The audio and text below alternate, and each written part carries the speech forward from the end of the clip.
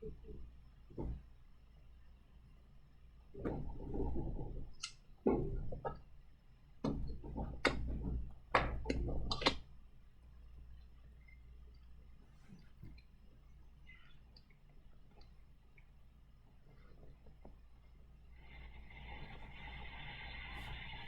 can you see my screen? Hello? Yes, we can see your screen. And can you hear me? I guess you hear me and see my screen. Let me get started then. Okay, let's get started. And the last time we were talking about Stokes' theorem and Gauss' theorem, and then we also had the definition of what the divergence and what the curl was. Okay, today we continue and convert all of Maxwell's equation into differential operator form. There was a goal after having written Maxwell's equation in integral form. We'd like to derive the differential operator form. So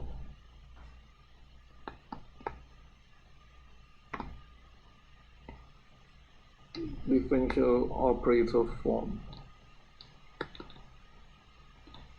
of Maxwell's equations. Okay, I'd like to warn you that there's something called differential forms.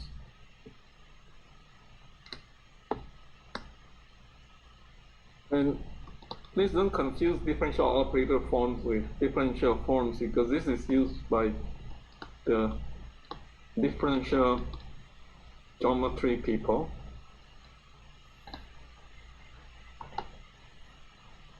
Okay, these are used by the differential geometry people. And so we are going to call the differential operator form in this course. So we say, for instance, start with Faraday's law. And we have learned Faraday's law in integral form, which says that if you take a closed loop and integrate the electric field around the closed loop, is d dt of b dot ds. Okay, where the closed loop C is going that way, and then you have a S enclosed by the closed loop, and then there will be B flux going through the closed loop and so on. And so when you integrate this quantity, you actually pick up what we call the flux linkage.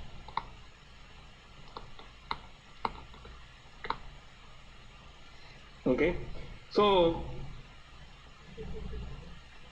we like to mention the fact that B in this integrand is usually a function of R and T. Okay, it's function of R. R means that it is a function of position x plus y hat y plus z hat z. And we like to bring the differential operator inside. When it's outside, you can write the differential operator as a total derivative. Okay. However, if you were to bring it inside, because of these two variables that you have, this should be more rightfully written as partial derivative of B. B is both a function of space and time dot ds. Okay. And then we can say that the left-hand side is actually the same as by Stokes' theorem. It's the same as curl of E dot ds. Okay, the left-hand side is actually the same as that by Stokes' theorem. I spelled Stokes wrong, so it should be Stokes' theorem. Okay, and hence you can write Faraday's law as being equal to a surface integral on both sides, curl of E dot ds equal to minus, I should actually use a double integral here. Okay, partial t of B R T dot ds. Now this integral is valid for all s. all forms of S. S can be big, S can be small. You can make S very, very small. And if you do make S very, very small, okay, if you do make S very, very small, then you can essentially argue that the integrand must be the same. Curl of E must be the same as partial T of B of RT.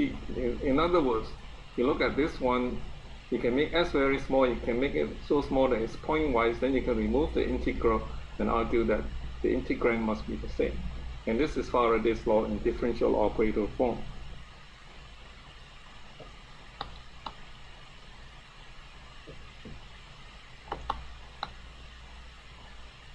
Okay, so what is curl of E? Curl of E can be thought of a measure of rotation. Say if I have an electric field, E that goes like that. Okay, the electric field looks something like that. And if the electric field is having a rotation, if curl of E is not equal to 0, what does it mean? It means that if we were to put a small paddle wheel, if we were to put a paddle wheel, like the rotor that you see in the back of a boat or something, if curl of E is not 0, that means that this thing will rotate. You will exert force on this thing so that it rotates. It means that E dot dl over a closed loop is not equal to 0. You can make the loop as small as possible. That means that the force exerted on a closed loop is not 0. That means that if you put a paddle wheel in that region, that paddle wheel will turn because of the unequal forces on this side, which means that if we were to make this into a square, the force on this arm might be different from the force on this arm. So if the electric field is uniform, if E is uniform,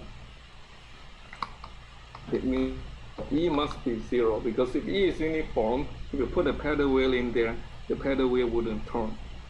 Okay, there's not enough gradient to turn it. However, if E is not uniform, then you put the paddle wheel there, it will turn. Okay, that is the meaning of Faraday law, which says that the rotation in the electric field is proportional to the time variation of the magnetic flux that goes through that wheel. Okay.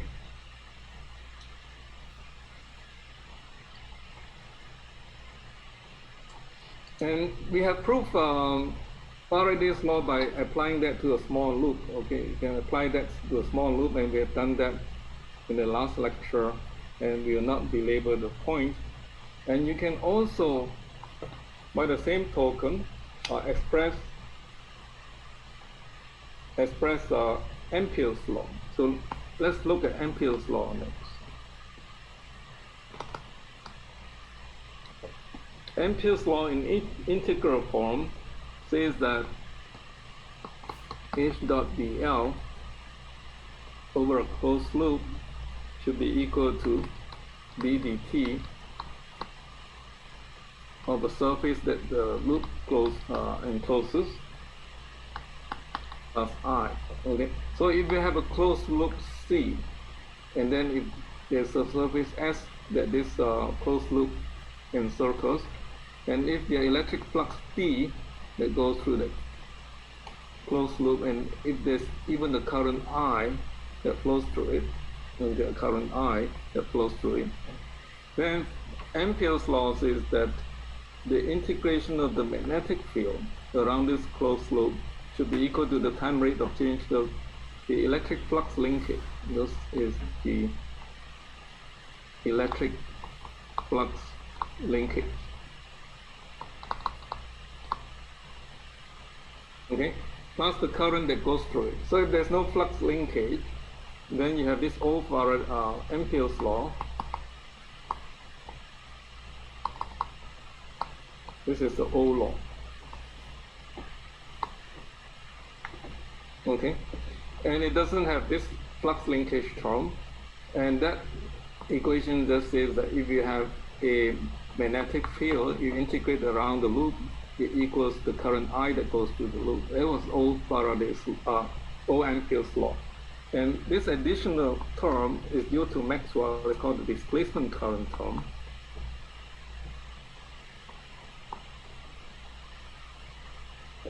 Okay, and then I can write the right-hand side. I can write the right-hand side as by taking this inside, I can make it into a partial t.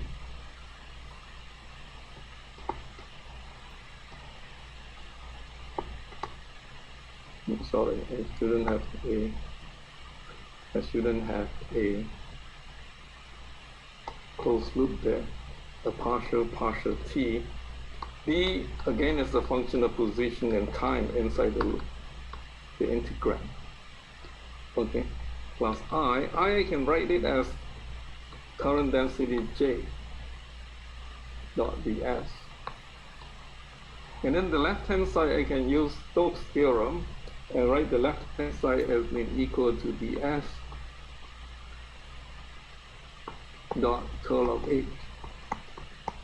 Okay, so this is Ampere's law, written in a slightly different form, and now I can make S very, very small as I want it to be, so they only describe this relationship at a certain point in space, and the point in space can be arbitrary. Then we can throw out the integral and say that if this is point-wise satisfied, this must be true for all points in space, and you have this Ampere's law plus J of R of T. Okay, so this is Ampere's law in differential operator form. And similarly, you can do the same to Gauss' law and prove that you have this relationship that the divergence of D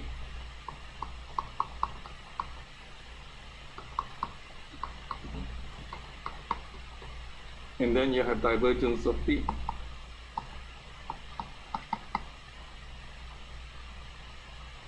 Okay, so now you have four equations, all four of Maxwell's equations written in differential operator form. And let's just regurgitate it and see what we have. Okay, and if I were to regurgitate it and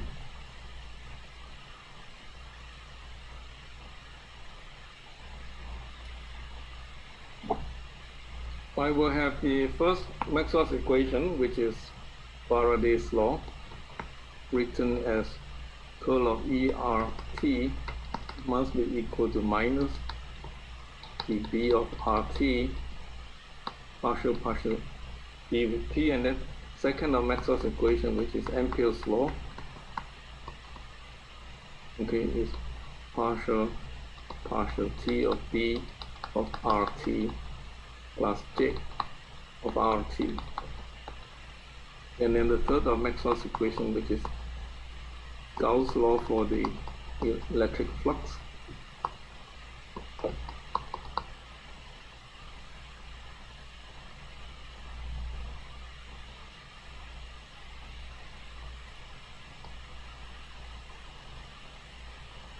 And then I have the fourth of Maxwell's equation, which is this over here.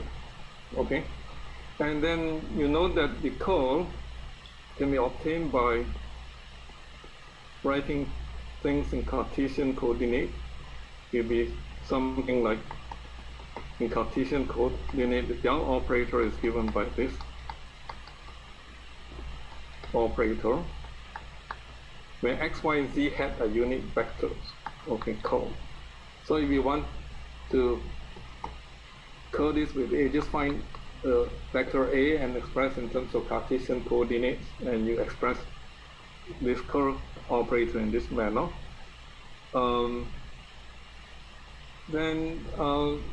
So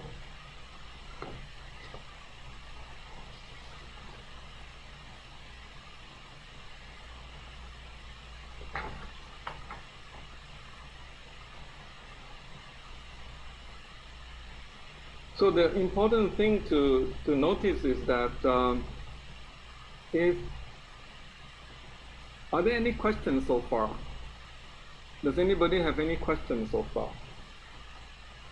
So I suppose you know how to work out the algebra of this. You just plug that in and then you plug this ax plus y ay plus z az. Okay, you know how to work out the algebra. Maybe if you are not familiar with the algebra, I can work that out with you. Usually people like to write the cross product using determinants. You actually don't have to do that. You can actually do it term by term. Let me go to the algebra with you.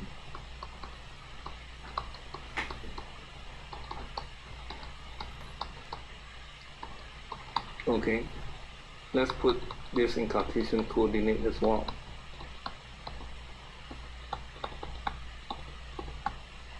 And then you can do that term by term. So you do it, if you have 3 terms crossing with 3 terms, you will have 9 terms, but some of the terms will be 0. Okay, you only will have, I believe, 6 terms instead of 9 terms. Let's see how we can do it term by term. So if you take x crossing with x, what is the crossing of x with itself? Crossing of x hat with x hat. Does anybody know? If you were to cross x hat with x hat, what do you get? Can anybody answer? 0. 0, very good. So a lot of these will be zeros, okay?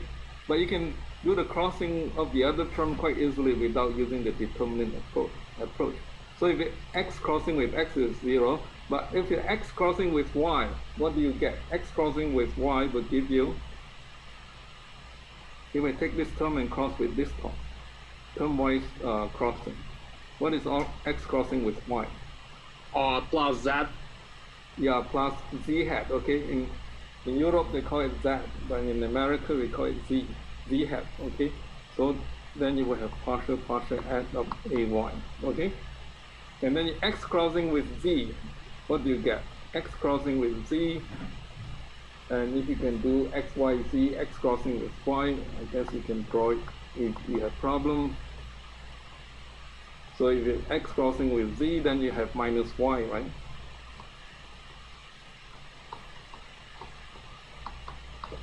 So you can do it term by term, and then you can do it y crossing with x, and so on and so forth. And then you can work out all the 6 terms. Okay, I won't go through the detail, but then if you collect terms, you will have something like, this will become something like, the one that is pointing in the x direction will be partial y, ez minus partial z, ey. Okay, the one that's pointing in the y hat direction, we saw one of them here. Sorry, it should not e, should not be e, it should be a.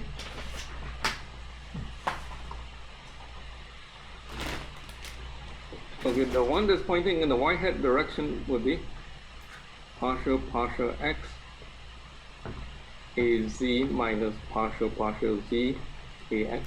Okay, and then you can keep collecting terms. Then you will have the one that is pointing in the z hat direction, partial x ay, like this one. Okay, minus partial y ax. Okay, so you can work this out on paper without using the determinant. That's what I'm trying to get at. So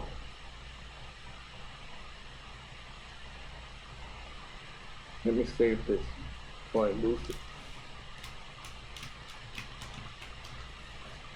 And this is just an illustration that you can prove Stokes' theorem. We proved Stokes' theorem for a flat surface. Okay. Stokes' theorem for curved surface. And you can again take anything and then you can go to the integration and prove that you can divide this into very, very small rectangle as well, prove and then prove-Stokes theorem for a curved surface using this kind of thing. And this is what I'm trying to get at with this figure. Okay. And another point that I like to make is the fact that when the time derivative is not zero, if the solution is time varying, you can actually derive the third and the fourth equation from the first two. And you do this by taking the divergence of the first equation. Say if I have the first equation, if I take the divergence, what would I get on the left-hand side? If I take the divergence of the first equation, what I have then is that divergence of curl of E is equal to minus divergence of partial T of T. So this is the divergence of Faraday's law. What is the divergence of a curl that you have learned from previous courses? Anybody? What is the divergence of a curl?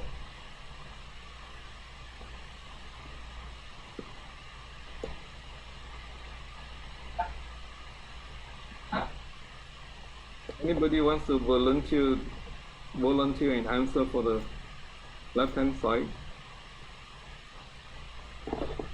Maybe if you do not know, then I can say, what is the A dot A cross B?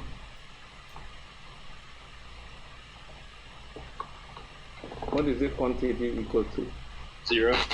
0. Okay, we know that from vector algebra, that A crossing with something is always going to produce a vector that's orthogonal to itself. And so when you dot product again with itself, you get 0. You can go through the vector algebra to prove this quite easily. And by the same token, you can go through the vector algebra to prove that left-hand side is equal to 0. Your right-hand side, you can take the divergence inside the thing, and you will have this. And what this means is that I can integrate this equation. It says that, well, this must be true. Minus the divergence of B r at t equals to minus infinity. I can integrate this equation from t equals to minus infinity to t. Then I get this, okay? However, it's known that divergence of B is always 0 for all time. Divergence of B implies the presence of magnetic charges, and that we haven't found. So we can set this to 0. Okay, because magnetic charges have not been found. So because of that, we have this equation now. This is just Gauss' law. Okay, so you can see that Gauss' law can in fact be derived from Faraday's law. Again, by the same token, you can actually have Ampere's law, which is d dt of B plus J. And I can take the divergence of this equation. Okay, the left-hand side again is 0. Then I will have divergence of B is equal to divergence of J on the right-hand side. But there is something called a current continuity equation, which says the divergence of J must be minus partial T of rho. Okay, this is called the current continuity equation.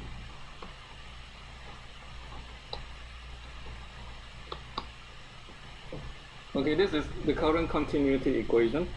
And because of that, then I can rewrite the last equation as being equal to partial T of divergence of B minus rho. Okay? And again, I can integrate this equation from t equal to the present time to t, from t equal to minus infinity to t to the present time. Okay? So I would have divergence of B at r and t at the present time minus rho r and t at the present time minus, I just integrate this equation. Okay, this is equal to 0. And then I will have divergence of B r t equal to minus infinity minus rho r t equal to minus infinity. And I assume that I don't have any charges that I have in the system at t equal to minus infinity. So I set this to 0, and I don't have any fluxes at t equal to minus infinity. So I can set both of these to 0 by physical argument, and then I will have divergence of t is equal to rho RT. So we have Gauss' law for the electric flux, which can be derived from Ampere's law, and then the Gauss' law for the magnetic flux can be derived from Faraday's law. So this is only true if partial t is not equal to 0. That is, if the right hand side is not 0, and then you can do this integration. If partial t is equal to 0, then this is not true. So usually we need to solve only 2 of the 4 Maxwell equations instead of all 4. Okay, we have 4 equations. Like I see in this slide over here, we need only to solve the first 2 and not all 4 of them. Okay. However, one has to be careful when partial t tends to 0. Okay, or the static case. If I have the electrostatic case, then Faraday's law just becomes this. Right hand side is 0, okay, because I can see the partial t goes to 0, and then Ampere's law just becomes this. And then we have Gauss' law for the electric flux, and then Gauss' law for the magnetic flux. And when this happens, the last 2 equations cannot be derived from the first 2. You can try to deriving it, you will find that the logic wouldn't go through. This means that for static problems, all 4 equations are needed.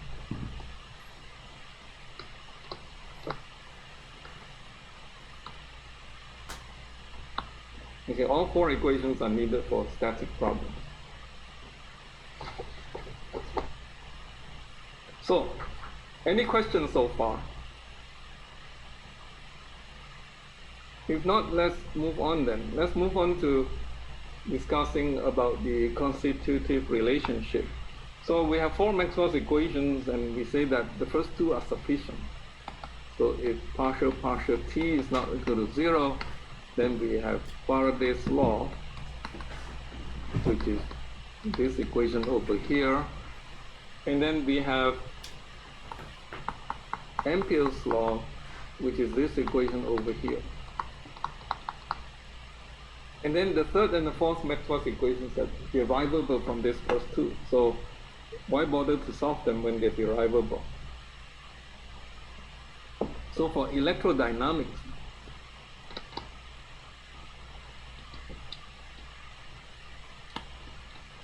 where partial t is not equal to 0, we just need to solve these 2 equations.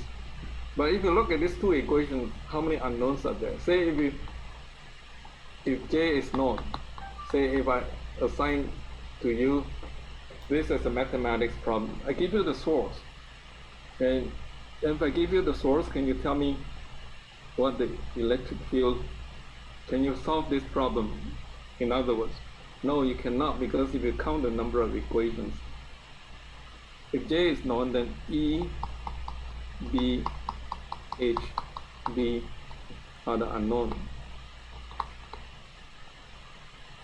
So if you count the number of equations, there are 3 components here, 3 components here, 3 components here, 12 scalar components.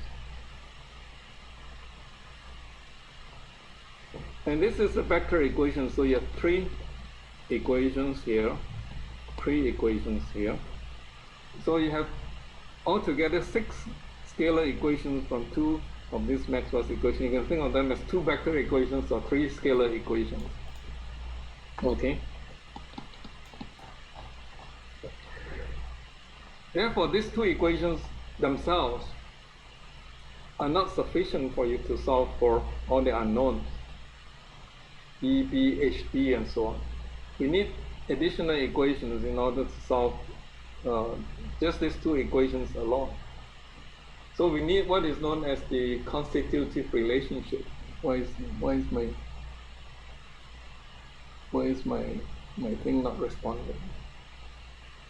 But things okay, they responded. Thank God. Thank goodness. Okay. So we need what is known as a constitutive relationship.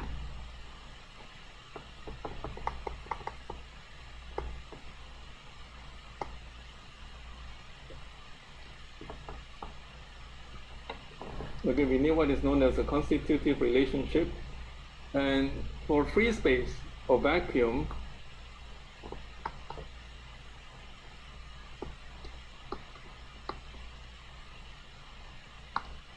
we need a relationship between D and E. So D is epsilon naught E, and then B is mu naught H. So we have these two additional equations, then you have 6 more equations compared to the previous 6. You have 12 equations, and then you can solve for all your 12 unknowns. And it turns out that epsilon naught for free space is 8.854 times 10 to the minus 12 farads per meter. Mu naught is actually 4 pi times 10 to the minus 7 Henry per meter. It turns out that this value, the reason why it's so precise is because this is actually a sign. Later on, when we study Maxwell's equation more formally, we explain why this is a sign. The electric field has a dimension of volts per meter. The magnetic field has the dimension of amperes per meter. The magnetic flux has a dimension of Webers per meter square, and then the electric flux has the dimension of coulombs per meter square. So you just have to worry of this thing, and then of course you have to be also worry of the charge continuity equation and so on. Okay, so are there any questions before we move on? So let's talk about constitutive relationship. And for free space or vacuum is very simple, but for material medium is not that simple.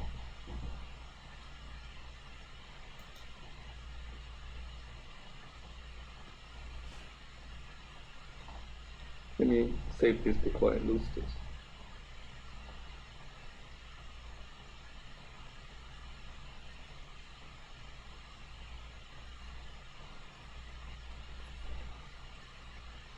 Well, let me wait for it to save.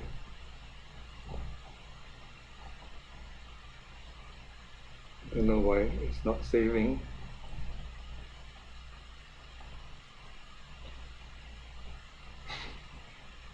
Okay, thank goodness it comes back. Makes me very nervous. Okay, so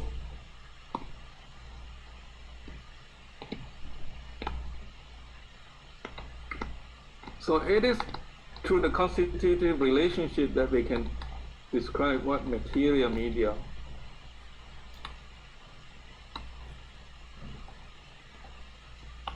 For instance, when you have a material medium, the electric flux is not just given by that contribution from vacuum. You would have a contribution from the polarization density in the material medium. This is called the polarization density column.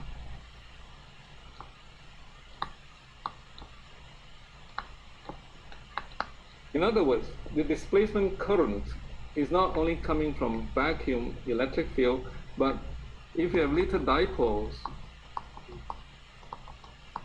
in the material medium, and these are dipole density, for instance, and they could also give rise to what is known as the displacement current term, because partial D of T is the displacement current, and you can think of these little dipoles as being capacitors hooked on its end. Okay, because they are like little capacitors coupling to space, current can flow through this capacitor if the current is time varying. So if we make the D time varying, there could be a kind of a polarization current coming from that polarization density, or little dipoles in the medium. And for linear medium,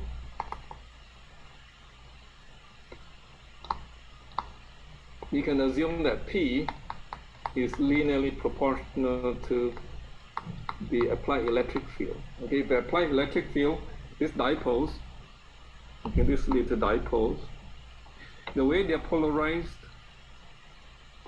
is proportional to the applied electric field.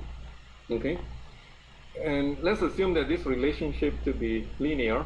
Then I can write my electric flux as being consisting of the vacuum term plus epsilon naught chi E. And I can write this in total as epsilon naught 1 plus chi E. Okay, I can write this as an effective permittivity. Okay, this is called effective permittivity.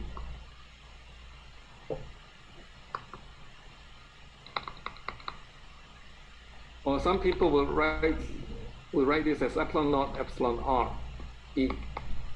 So epsilon is also written as epsilon naught and epsilon r, where this is called a relative permittivity. Okay. Any questions so far?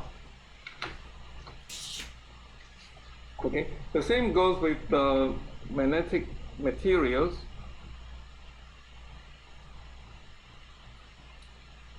Which is that if I have a magnetic material,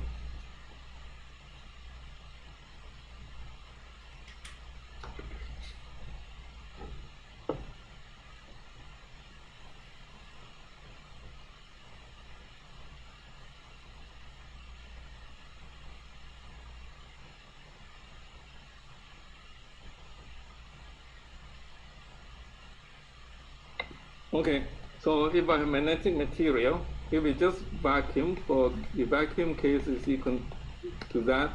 And then for material case, I can write this as chi naught 1 plus chi m h. Okay, very similar to the dielectric case, the electric flux case. And then I can write this as mu h. And I can also write this as mu naught mu RH. But this is my relative permeability. It's not called permittivity, and it's called permeability. Okay, so let's see how we can derive wave phenomenon from these equations. Let's assume that things to be vacuum. Let's assume that we have the vacuum case and see how we can derive and see wave phenomenon coming from it.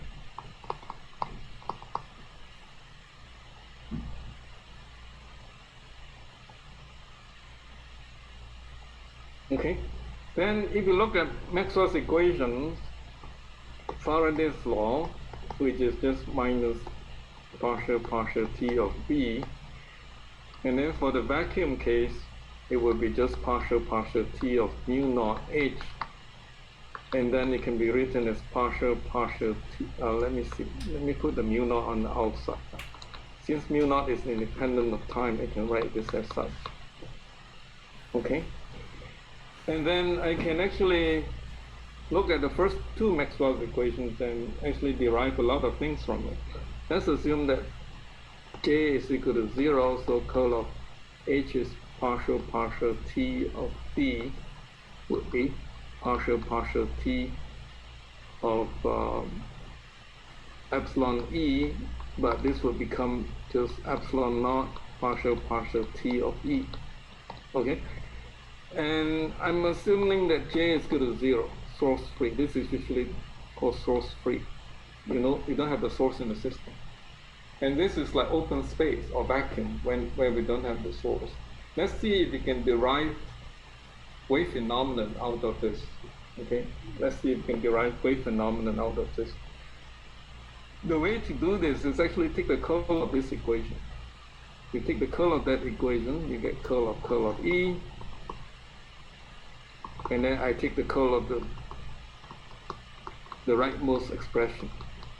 Okay, I apply a curl to this, I get this equation. But curl of H is equal to that according to this equation. Hence, I have this coming to be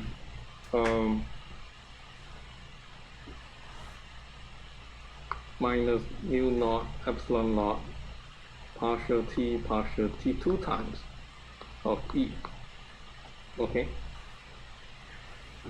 And then if I write this equation down properly, I have curl of E plus mu naught epsilon naught partial t square E equal to 0. Actually, this is the wave equation in a disguised form. It's not in the simplest form yet, because in undergraduate courses, you might have seen these wave equations in some simpler form, but I'm writing it in a more complex form.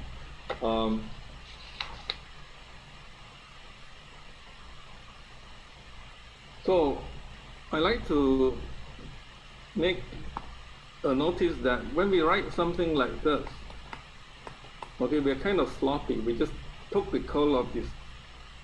We just took the curl of the left-hand side and write it like this. Actually, what we imply, actually, this is equal to this. Okay, the parenthesis is implied, but most people don't bother to write it down. Otherwise, they will have the contradiction as to why curl of curl is not equal to 0. Okay, because we know that A cross C, and if you look at this, it should be 0, right? But it's not, because actually a parenthesis is implied there. So let's see what we can do to simplify this curl of E. You will use the formula that if A cross B cross C, there's a vector identity that I will not derive. But it's given by, you can derive it, and actually it's been derived in many textbooks in vector algebra. Okay, A cross B cross C is equal to B times A dot C. This is a scalar quantity minus another scalar quantity times C. We call this the back of the cat formula for good mnemonics.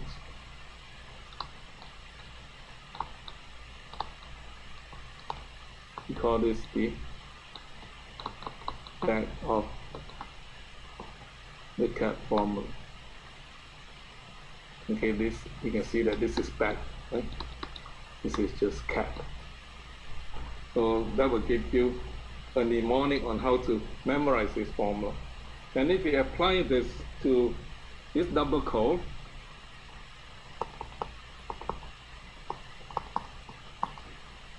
telling and taking the caution that this is A, this is B, this is C, then you will find that using that formula, you will find that it can be written as this.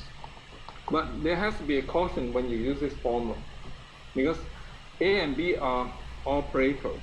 Since they're operators, they always have to be written to the left of something. So, like if you were to apply this formula blindly, wait a minute, why does it become so small? I think there's something here. Yeah, that makes it go small. So you have to be careful when you apply this formula,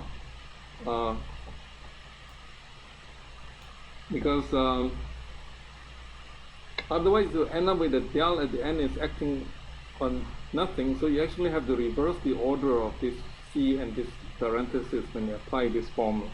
If you do that, then you will have the last term is del dot del of E. Okay, I'm just swapping the two so that this formula makes sense. Otherwise, you end up with a very strange formula where B has nothing to act on. B is a differential operator, so it has to act on something. But we know that what is the divergence of E in free space? say if you assume the medium to be source free, what is the divergence of E? 0. 0, very good, because divergence of D is equal to rho, but D is actually epsilon naught E, and it's 0 in source free medium because there's no source there, because I take out the J.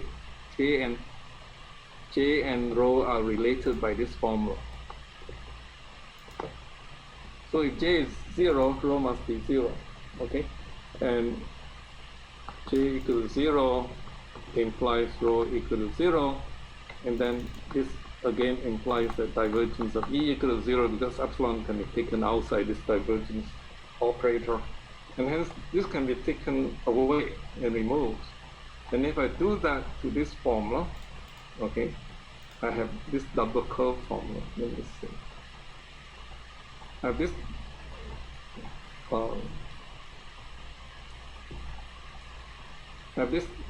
let me see.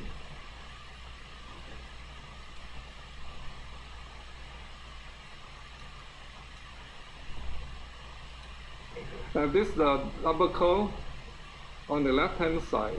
I have this double curl on the left hand side.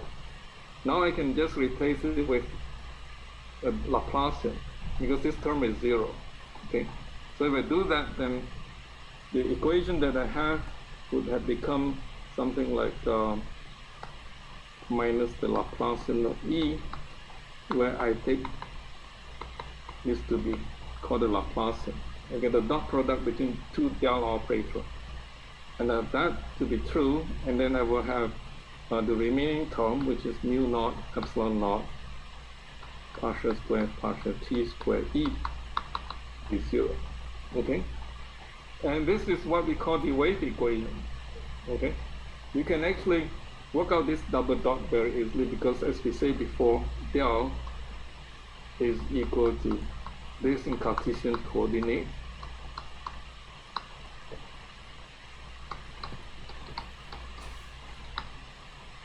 Hence del dot del, which is just del dotting with itself, will be partial square partial x square plus partial square partial y square plus partial square partial z square. Okay, so if we do that, then the wave equation becomes something like that. Okay, this is called the wave equation.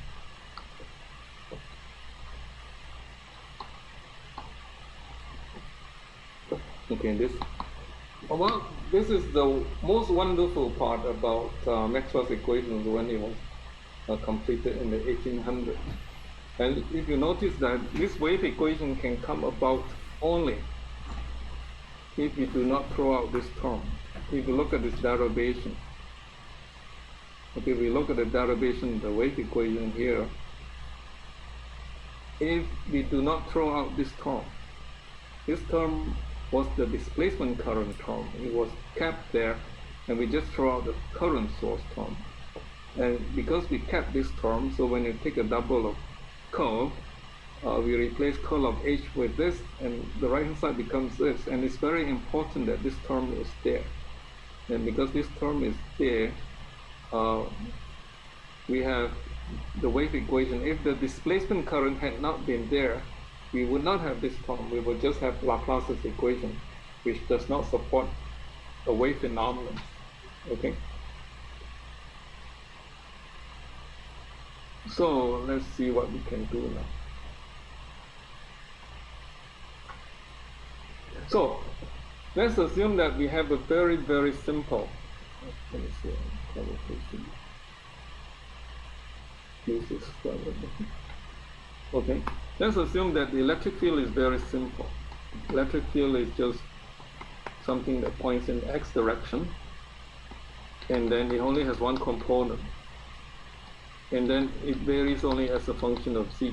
So the electric field is something that looks like this, varies only as a function of z, and then it has only an x component, so it points in x direction. Okay, ex only. And imagine that this is only a function of z. Okay, independent of x and y. Say y is pointing out of the paper, and then this is a plane wave. This is what we call a plane wave. The electric field having x component only is only dependent on z. So if you have something like this, you can clearly show that the divergence of E equal to 0.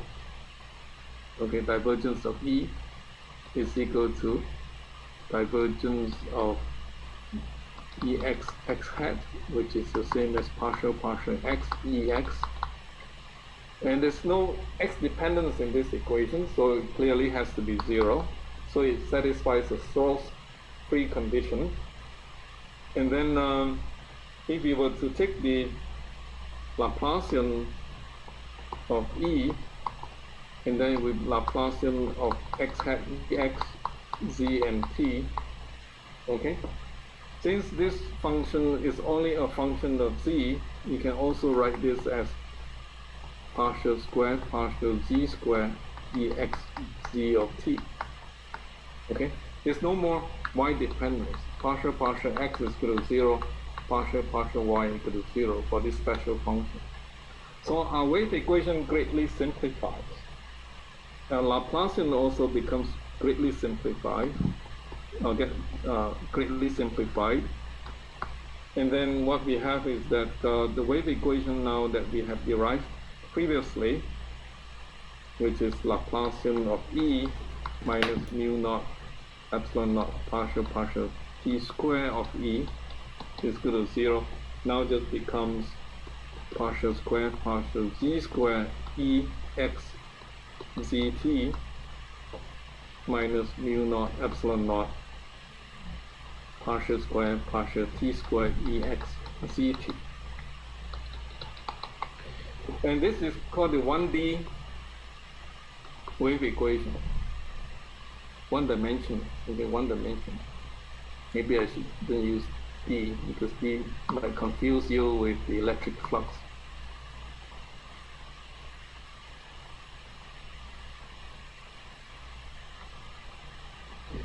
Okay, are there any questions so far?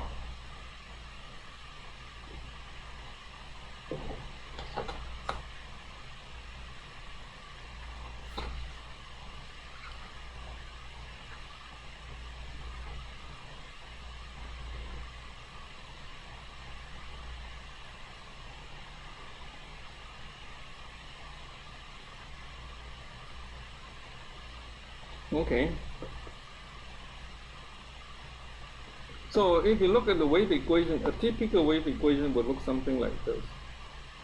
Partial square partial z square f of zt minus 1 over c naught square partial t square f of zt is equal to 0. This is called the 1D wave equation. And because of the way it is structured, it might tempt you to factorize this equation. It almost looks like a square minus b square. Maybe we can write it as a minus b, a plus b. It turns out that in fact you can do that. You can actually rewrite this equation so that you can factor it. Okay, a is partial z, b can be written as 1 over c partial t. Okay, and you can actually factorize it.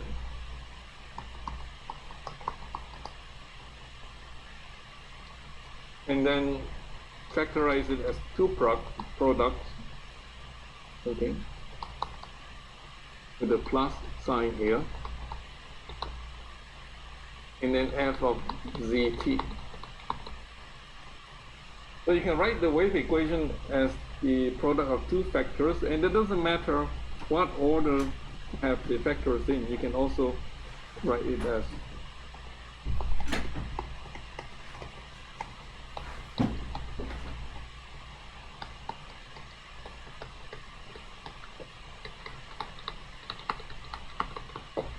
okay. You can multiply them out. You can multiply term by term. You multiply this with that, and then you multiply that with that. And then you always find that the cross terms would cancel. Cross terms would cancel each other because the order is not important. Like partial t of partial z is always equal to partial z of partial t. So the order is not important. So no matter how you write it, this is satisfied. You always get back to the above equation. So when is this equation equal to 0? Well, we only require this to be 0. If this is 0, then the whole equation must be 0, or we also require this to be 0, either this or that. So in order for the wave equation to be satisfied, you can actually seek the solution to two simpler equations. The two simplest equations are partial z plus 1 over c. Let me see, put c naught here, because since I use a c naught too. Okay, put a c naught there.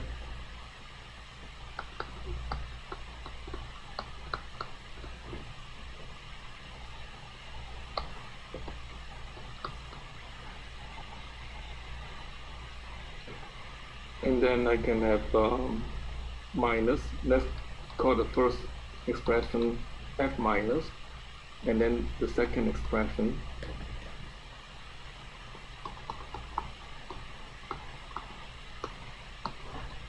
f plus zt is equal to 0. Okay? These are called one-way wave equations.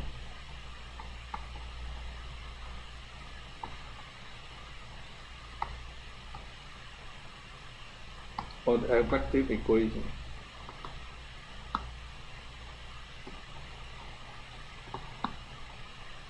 Okay, one-way wave equations are the effective equations, and you can quite easily show that the typical solution for f plus is something that looks like this.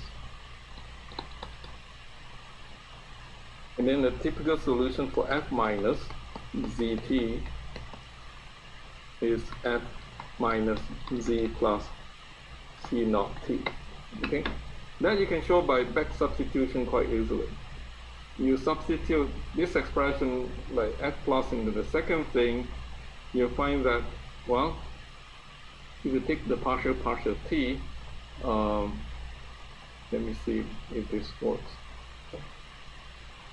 I hope I didn't make any mistakes.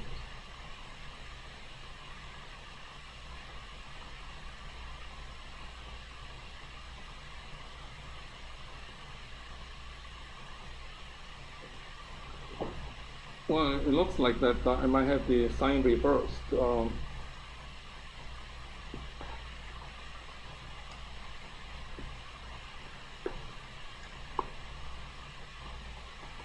So if you substitute, say, f plus into this equation, okay, then the sign of the two terms will be opposite to each other because of this minus sign. Okay, and if you substitute this into this equation, then because of this plus sign, these two terms will cancel each other if you do a back substitution. Okay, so what it says is that whatever we have here is a solution to the effective equation. But what do this equation mean? Say if we have an arbitrary function,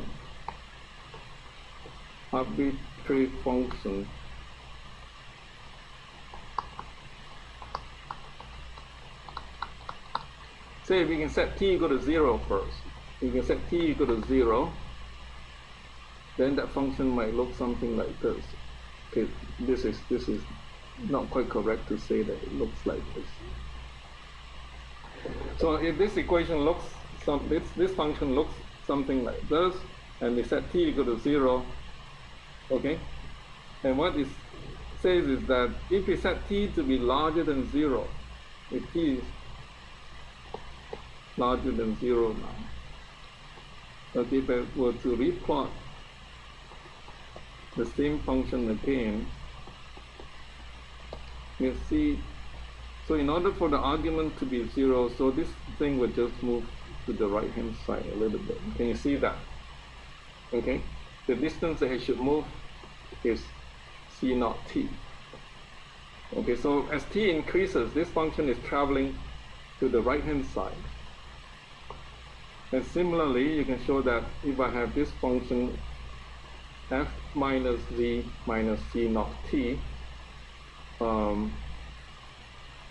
at t is equal to 0, it might be here, but then as t increases, so this should be a plus, sorry, this should be a plus. Then this function should travel to the left-hand side. So f plus and f minus travel in different directions. Any questions so far?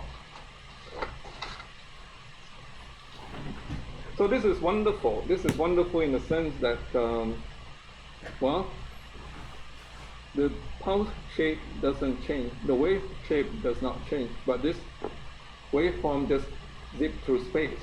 And they zip through space at a tremendous speed. The speed is actually c naught. C naught is approximately 3 times 10 to the 10 meters, right? Let me see. It's 10 to the 9 meters per second.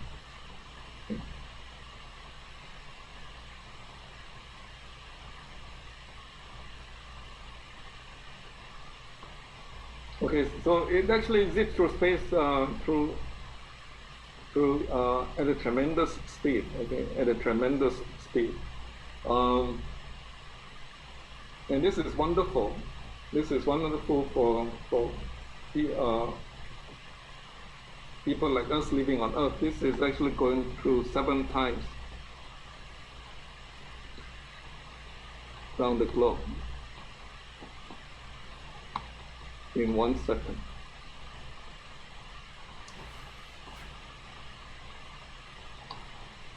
Okay, and it's extremely good for communication. You can send a pulse using electromagnetic signal. The pulse shape does not get distorted. Okay, does not get distorted, but at the same time it travels at a tremendous speed. Hence we can have Zoom conferences with people on the other side of the world, and yet we don't see any delay. Okay, this is a very important thing, is that we can also assume any pulse shape that we want. Instead of having something that looks like that, we can also have digital pulses, ones and zeros.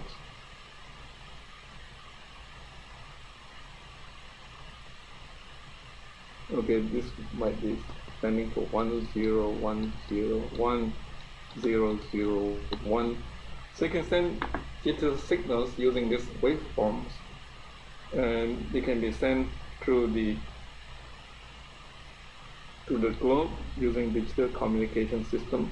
And because they're digital, you can do error correcting and make the communication a lot more robust. Okay, a lot more robust than just using simple communication modality. Actually, there's a new standard now. This new standard is assumed that C naught, which is given by 1 over mu naught epsilon naught, okay, is equal to 299,792,458 meters per second. Okay, the new standard is to define the speed of light to be that. And C naught is given by this, actually given by one of the equations we had before. Okay, remember when we went from here to here. When we went from this equation to the wave equation, in the next slide, we essentially put C naught into everything that we have in terms of mu naught epsilon naught. So if we go through this change from this slide to that slide, we realize that C naught is actually this constant over here. And it's defined to be this now, so that the length of meter, 1 meter is now to be a standard where distance traveled by light, let me see.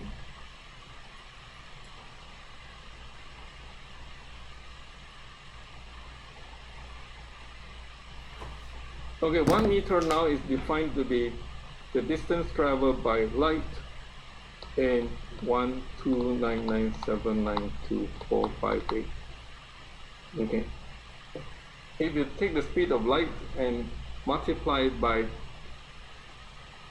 1 second, by this number of seconds, okay, and then take the speed of light, which is C naught, That would be the definition for what a meter is.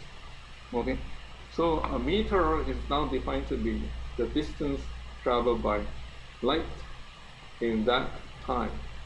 Okay, this minuscule time, which is in terms of nanoseconds, and hence it's very important that we have a very good clock. What does 1 second mean? So we have a very good clock, which are usually atomic in nature, and if you can calibrate your atomic clock to be very accurate, you can calibrate 1 meter to be as accurately as you can. Okay, that's one thing.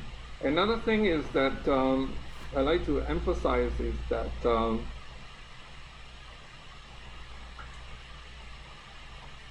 we started out with Maxwell's equations in order to derive wave equations.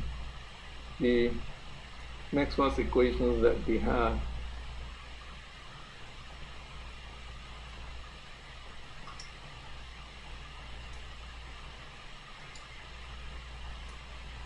the Maxwell's equations that we started out with was this. In order to derive wave equations, we have Faraday's law in vacuum or free space. It was given by mu naught partial T of H. And then we have Ampere's law in free space.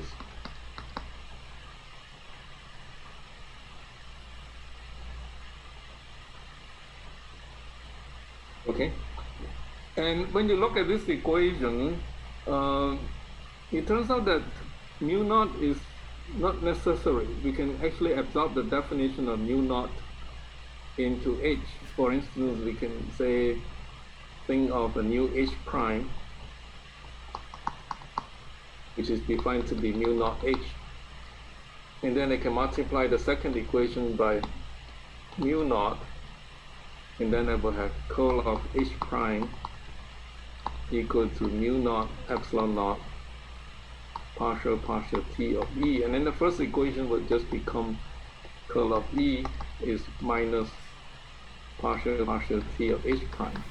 So you can always define a variable such that there's only one constant left. There's only one undefined constant in the Maxwell's equations or wave equation. In other words, of the product mu naught epsilon naught, you don't have to define both of them. You only need to define one of them, and then the other one you can measure. Okay, mu naught hence is defined to be 4 pi times 10 to the minus 7 farads per meter. Not farads per meter, henries per meter. Okay, epsilon naught is measured. You can measure epsilon naught a number of ways. You can measure epsilon naught by, for instance, measuring the capacitance between two plates, which is what they used to do in the very beginning. You can also measure epsilon naught as the speed of light, since C naught is given by this. So you can measure C naught. You can measure C naught very accurately, that gives you epsilon naught. You can also measure capacitance very accurately, that gives you epsilon naught as well. Okay? So in the very beginning, when they started to measure epsilon naught, they found that epsilon naught is very small quantity. As we said before, epsilon naught 8.854 times 10 to the minus 12 farads per meter. And when they plug it in and calculate the speed of light, they find that the speed of electromagnetic wave is very, very high, very close to that of the speed of light, which is 3 times 10 to the 8 meters per second. Then only people realized that electromagnetic phenomenon and light phenomenon are actually the same. They're all governed by the same Maxwell's equations. And hence they conclude that Maxwell's equations describes both the physics of electricity and magnetism, as well as the physics of optics. Okay.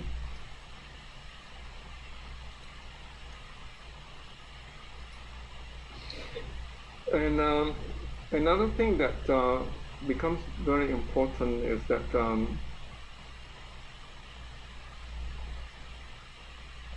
So let me see.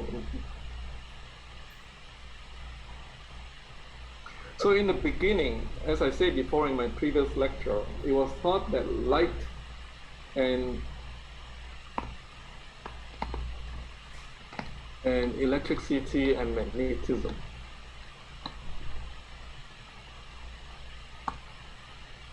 were two different phenomena. And when they discovered Maxwell's equations, they found that they are actually not two different phenomena, but just one phenomenon, because both of them gave rise to tremendous speed of the electromagnetic wave. Okay. The interesting thing to notice is that even though Maxwell's equations was completed in 1865, okay, 1865 is a year mark, a very important year for electrical engineers. But do you know what happened in 1865 as well? It's also a very important year for America. It's the end of slavery.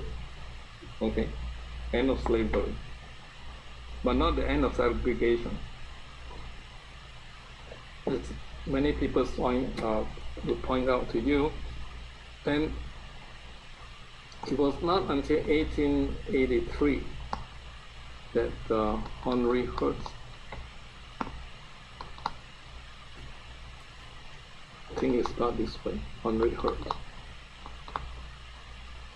proved that wave phenomenon can be actually done in the laboratory. He used a very simple antenna, and his antenna consists of a piece of wire with two spheres at the end. Okay, he pulls this antenna, and then he gets current to flow, and this thing starts to radiate, and then he picks up this with another loop antenna. And as the electromagnetic wave travels across the room, it induces voltage on this loop and picks up a certain voltage there, starts to see sparking gap. And then he feels that, well, electromagnetic wave can actually travel across the room and be picked up by this kind of experiment. But if you notice the difference in time between these two, and it is something like 28 years.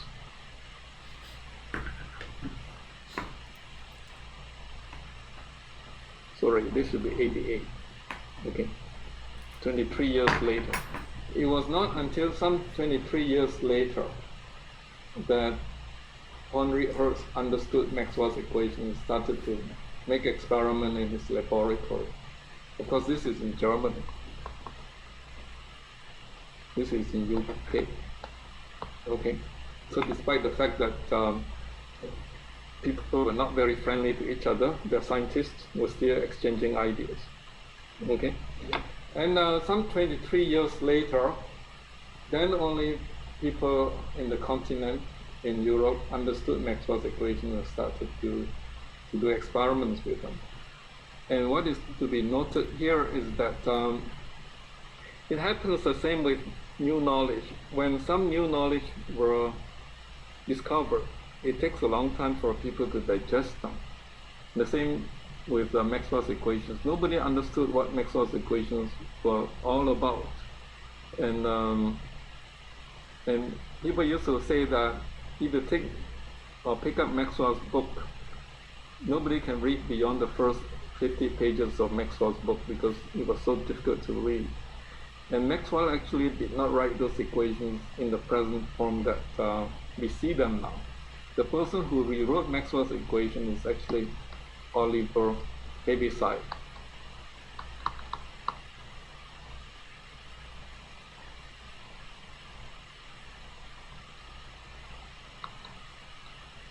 Okay, he took Maxwell's equations and rewrote them in a very simple form that we see in the textbook these days. The form that we have now is due to Oliver Heaviside.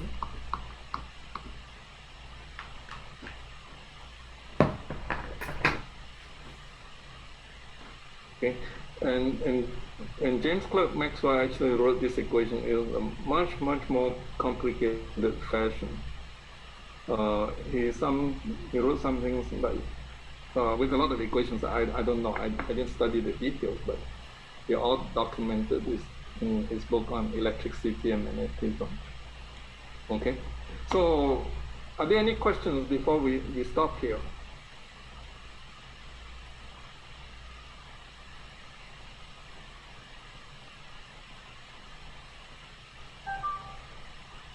If not, then I should end here.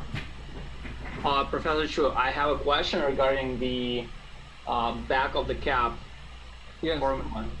Sure. Could you talk about that formula? Could you please turn back the slide Okay, somewhere sure. about 6th?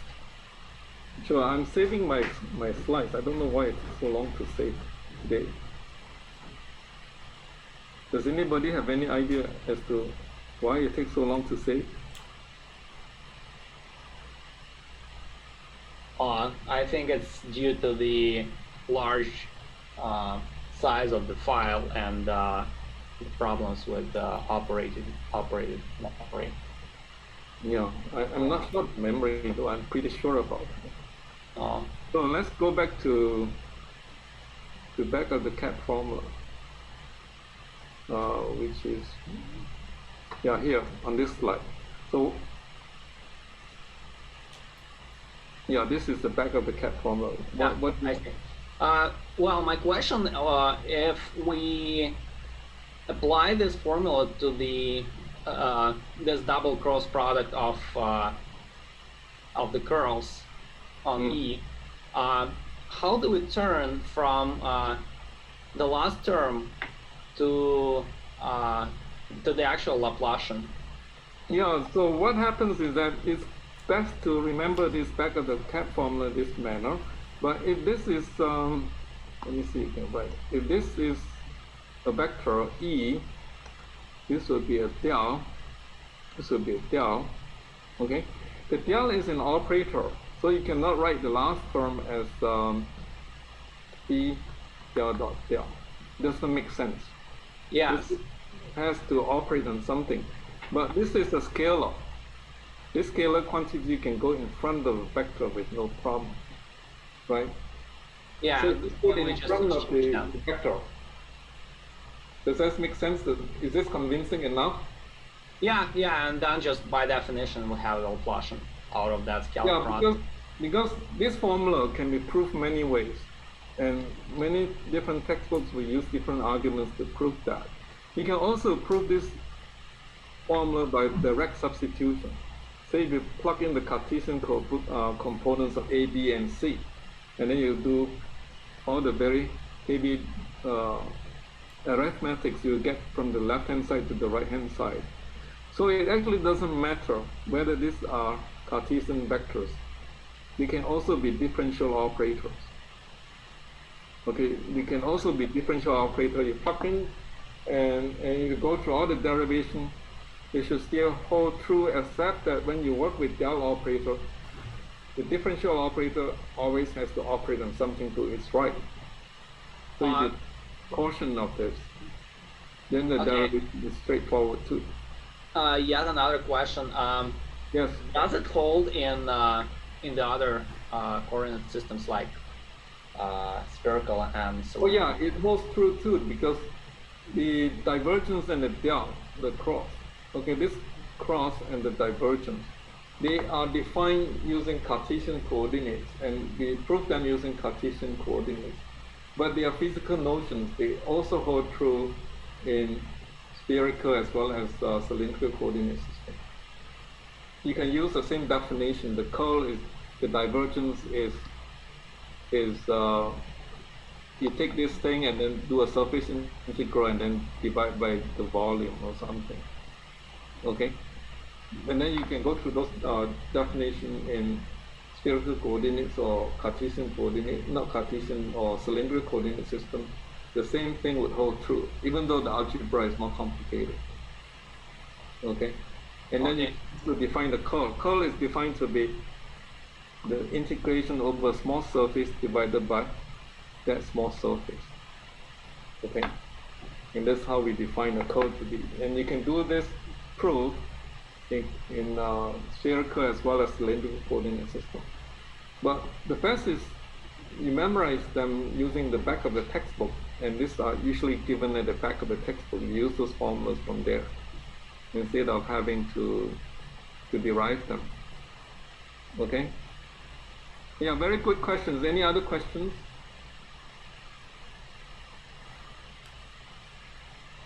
If not, then I let you go then. I don't know why I cannot find the record button today. Okay, I'll let you go, and thank you very much for showing up. Thank you. Thank you. Thank you, Professor.